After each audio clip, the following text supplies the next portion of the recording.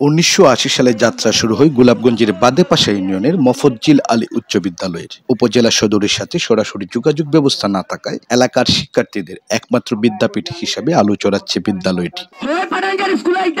1.5 বছর আগে এখানে প্রধান শিক্ষক হিসেবে যোগ দেন বাবুল মিয়া পাঠান। যোগদানের পর থেকেই তার বিরুদ্ধে প্রশ্ন ফাঁস, আর্থিক অনিয়ম, পুলিশের নামে হয়রানি সহ নানা অভিযোগ উত্থাপিত হয়। গত 5 আগস্ট ছাত্র জনতার গণ অভ্যুত্থানের পর থেকেই নানা অনিয়মে অভিযুক্ত প্রধান শিক্ষকের পদত্যাগ দাবি করছেন শিক্ষার্থীরা। তাদের সাথে যোগ দেন স্থানীয় জনতা ও সাবেক শিক্ষার্থীরাও। প্রধান দাবি হলে পাঠান স্যার পদত্যাগ।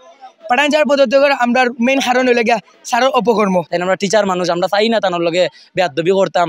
আর একটা কথা, আমরা যে মামলা করা হয়েছে ওটা প্রত্যাহার করি নাই। আমাদের দাবিগুলো না মানেন তাহলে আমরা স্কুল সারা জীবনের লাগে বন্ধ করে তালা মারি যাইম। তবে প্রধান শিক্ষক বাবুল মিয়া পাঠান পদত্যাগ না করে গত 4 সেপ্টেম্বর সাবেক ও বর্তমান শিক্ষার্থীদের নামে থানায় অভিযোগ দায়ের করেন। শুধু 44টি ব্যাচের শিক্ষার্থী নন, শিক্ষকদেরও অভিযুক্ত করেছেন প্রধান শিক্ষক। 1980 তাকিয়া 2024 সাল পর্যন্ত সমস্ত শিক্ষার্থীদেরকে বিবাদী করিয়া উনি অভিযোগ দায়ের করেছেন গোলাপগঞ্জ থানায়। ছাত্র ছাত্রীদেরকে আসামি করে মামলা দিয়েছেন, যিনি গত 4 তারিখে। আমি ধিক্কার জানাচ্ছি এবং নিন্দা জানাচ্ছি। স্কুলের ছাত্রছাত্রীর পক্ষ থেকে বলতেছি আমরা খুশি হব উনি যেন ওনার সসম্মানে চলে যান। শিক্ষার্থীদের থামাতে না পেরে তিনি গোলাপগঞ্জ মডেল থানায় একটি অভিযোগ দায়ের করেছেন। এতে প্রধান শিক্ষক পদে থাকার নৈতিকতা হারিয়েছেন বলে দাবি জনপ্রতিনিধিদের। আমাদের এই এলাকার শিক্ষার একটা সুন্দর পরিবেশ আছে, এই পরিবেশটা উনি বিঘ্নিত করতেছে। আমিও বিনীতভাবে ওনাকে অনুরোধ করছি উনি যেন আমার স্কুলে আর না আসে।